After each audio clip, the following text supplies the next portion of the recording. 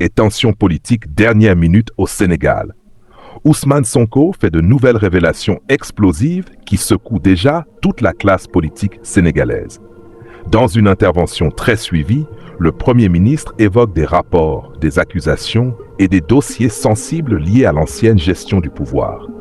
Mimi Touré, Macky Sall et plusieurs figures politiques se retrouvent au centre d'un énorme débat qui enflamme les réseaux sociaux. Documents brandis en direct, accusations choc, réactions tendues dans l'opinion publique, ambiance électrique partout au Sénégal. Pour les partisans de Sonko, il s'agit d'un moment de vérité et de transparence. Pour ses opposants, cette sortie risque d'aggraver encore les tensions politiques. Une séquence qui pourrait marquer un tournant majeur dans la vie politique sénégalaise. Regardez cette vidéo jusqu'à la fin pour découvrir les déclarations complètes et les réactions après cette prise de parole explosive. Abonnez-vous pour suivre toute l'actualité politique du Sénégal et de l'Afrique. Donnez votre avis en commentaire. Sonko dit-il toute la vérité? Preuve, ñu xam ni lii la waaye rigueur boobu ñu laaj ci traitement dossier bi dàqantewul ak célérité qui est un principe de procédure judiciaire parce que bu dossier gaawul tey bëri na ñoo xam ne ñu ngi leen jàpp te leen ay weer xanaa kay nit boo ko jàppee war nga koo mën a atte bu gaaw wala nga ba ko mu dem këram waaye mënoo téye nit ay weeri weer ñu naan ñi ngi instruction kon loolu it justice war na cee góorgóorlu ba ñaar yooyu mu mun koo allier nañu traiter dossier avec rigueur waaye it nañ ko def avec célérité. Or ci dossier yooyu ngeen tudd defe naa bi ñu commencé ak léegi weesu na at te benn renvoi amagul mooy tey ubbeeguñu benn procès ne ñi ngi àtte nit parce que instruction ba jeex na loolu nag dafay xaw a niroog yéex lan moo ko waral ndax manque effectif la wala ñàkk farlu wala loolu xaw ma ko ñun nag en tant qu'exécutif duñu immiscé wu ci dossier yi waaye am nañu sañ-sañu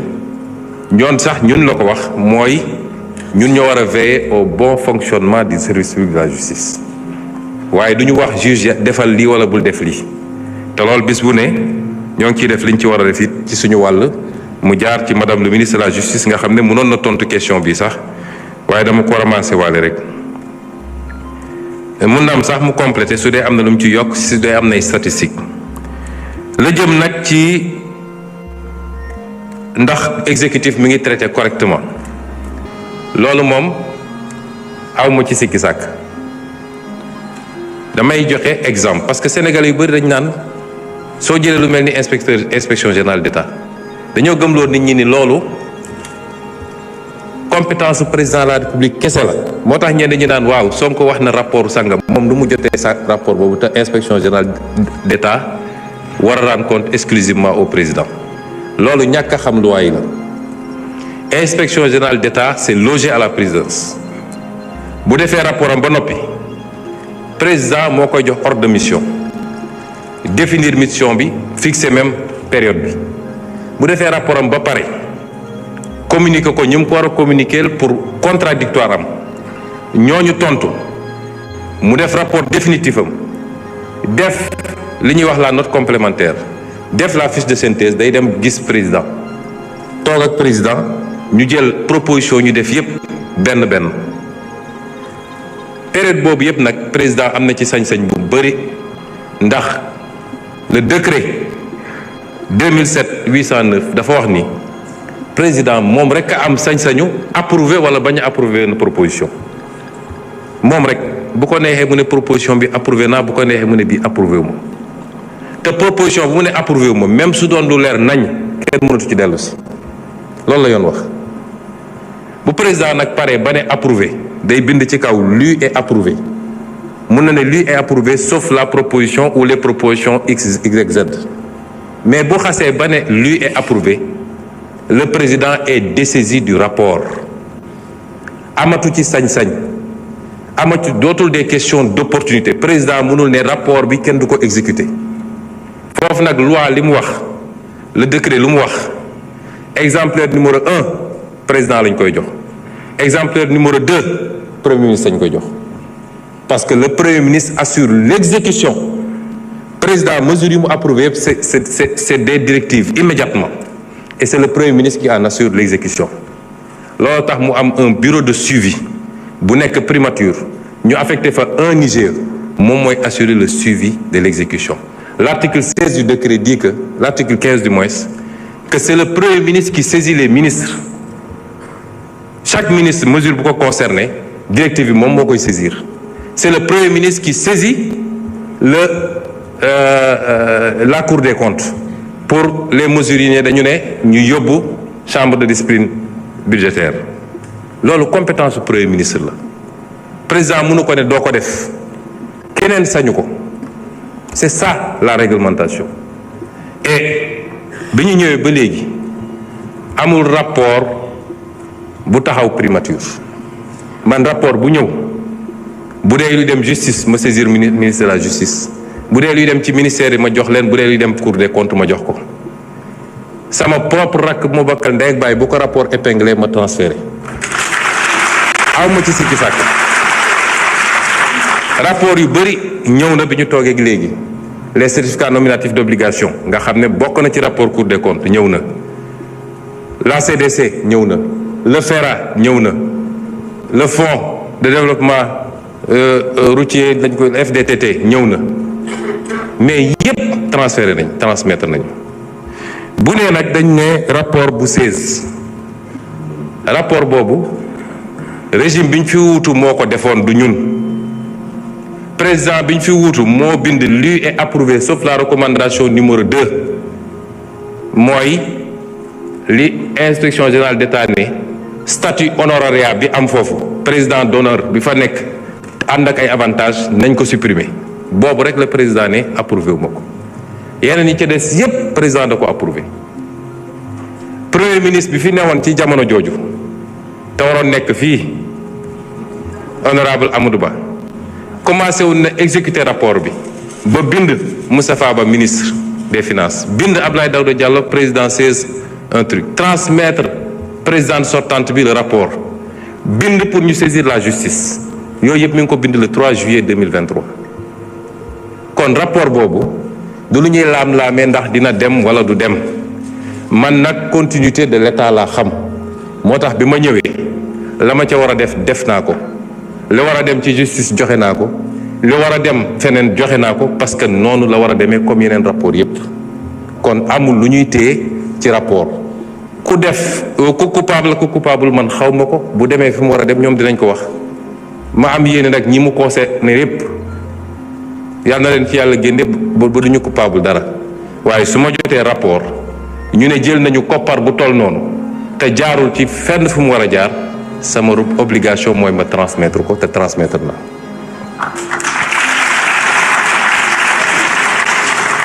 li jëm ci renégociation yi nag moom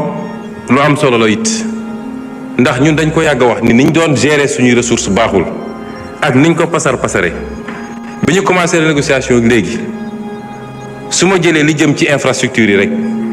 niveau de surfacturation bu ñu découvrir en moyenne c'est 17% bu ñu defee moyenne bi ma def lu benn calcul bu ndaw boo jëlee montant total commande publique sur les infrastructures bu 2023 muy 1859 milliards bu 2024 di 1354 milliards bu doon da nga appliquer systématiquement la surfacturation dama bëgg sénégalais yi xam ni le combat pour la bonne gouvernance et la transparence c'est le b.a.-ba du développement parce que su ñu nee budget bi 6 000 milliards la ñu ne investissement yi 2 000 milliards la wala 1 000 milliards imaginez en moyenne 17% yoo xam ne ay surfacturation la te corruption ñëwagul boo ko jëlee ci 2023 rek c'est 316 milliards nga jël ko ci 2024 muy 230 milliards ñaari année yi rek mat na 546 milliards boo ko doon def projection te loolu benn rek la waxuma la les fraudes sur les exonérations waxuma la mais li xew ci réew mi su ko nit ñi xamoon man gëm naa ni minimum 40% du budget est détourné de son objectif dem ci ay poches nit donc le premier combat qu'il faut gagner c'est le combat de la bonne gouvernance ñu dugg ci nag sori ci may féliciter le comité bi ci liggéey am ci ay résultats yoo xam ne dinañ ci def point de presse spécialement ci li ñu renégocier lu ci bëri nag ñañ ko seqal d'accord nañu ni lii surfacturation la ba su am na ci ay yoo xam ne dañ koy delloosiwaat ci biir marché bi en quantité wala en qualité loo xam dañ ko ciy dugal mun naa jël ci wàllu éducation nationale benn marché rek am nañ ci 2000 classes de plus mun nañ ko jël ci wàllu enseignement supérieur léegi le ministre des infrastructures mi ngi may jox un certain nombre de choses yooyu dafa bëri nga jël le domaine des ressources naturelles loolu ñoo ko yàgg a wax te ñu ngi koy def commencé nañu ci cimenterie yi lañ ci gis doy na waar te waxtaan nañu ak ñoom ba kenn ku nekk biñ la exposé li ñu gis ba pare base renégociation yi mooy dina am loo xam ne tey ci li ñu jàpp ni manque à gagner la foog nga dugal ko ci budget état dina am loo xam ne da ngay nangu ñu aligner la tout de suite ci droit commun bi nga xam ne dootoo am exonération loolu rek c'est 300 milliards de gagnés par année loolu rek nga jël lu jëm ci wàllu phosphate bi noonu la demee ci mbirum ICS nga xam ne lañ fa gis jéggi na dayoo recevoir nañ leen fan yi ba tegal leen ne leen lii ak lii la ñu gis te faaw rek ñu doxalee ko nii noonu la amee ci yeneen secteurs yépp yi ñuy renégocier le domaine de la santé les marchés des hôpitaux le domaine nu mu tudd des infrastructures universitaires wax naa ko léegi liggéey boobu ñu ngi koy wéyal te yàlla may nañu ci pour le moment ñu am ci loo xam ne kawe na suñ jot wax nga léegi ba tudd nag rapport Petro-Tim loolu combat bu yàgg la su ngeen fàttali ko bindoon naa ci ab téere wax ji bëri woon na biñ ñëwee président ci boppam moom a njëkk a wax ni il faut ñu bind pour ñu ubbiwaat parce que dafa am ñaari procédure yu ci amoon ba ca njëkk gendarmerie la amoon ñu saisir ko ne rapport IGE bi fuité woon te ñu mujj koo réeral nañu def enquête ñaareel bi mooy bi reportage bi si amee coow li bëri ñu ne dossier bi ñu am ñu déposé plainte contre X juge d'instruction jël dossier bi confié ko DIC boobu bu ngeen fàttali ko dafa aboutiroon à un non-lieu sous réserve de découverte d'éléments nouveaux biñ ñëwee nag ñu am yeneen information président ne dañu bind pour ñu reprendre dossier bi mu saisir ministre de la justice mu saisir procureur général mu saisir procureur ba ñu lancer dossier boobu ci diggante bi nag yàlla mi dara teewul may nañu dox ba rapport bi réeroon te loolu lu garaaw la ndax rapport entier ñu seyal ko rocci ko ci tout le circuit de l'IGE rapport boobu yàlla tegaat na ko suñu loxo te rapport boobu li mu wax ak li mu feeñal dafa garaaw moo tax base de travail la amaana dinañu saisir assemblée nationale mu ubbi ci commission d'enquête parlementaire amaana mun nañ ko delloo juge d'instruction procureur mu saisir juge d'instruction pour ñu réouvrir le dossier amaana waaye ak lu ci munti am base bu am solo la pour ñu mën a toog waxtaan parce que ki fi nekkoon président ba muy signer décret bi ci seen régime yéen monsieur Thioye la ñu defoon contrat bi ñu toogee ñu saisir IGE ki fi newoon saisir ko ne ko y a corruption sur la base de la dénonciation de Tullow Oil IGE commencé liggéey bi ci diggante bi xam ngeen li ci xew yépp ba mu wëlbati ko gaaw signer décret bi sur une base illégale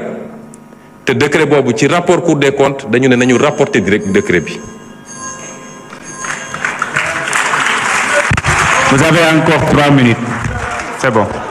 Merci.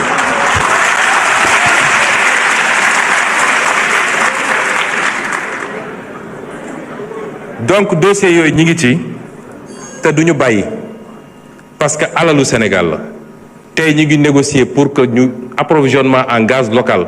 à partir de GTA ñu bañ a di jënd ci ay bateau fu sori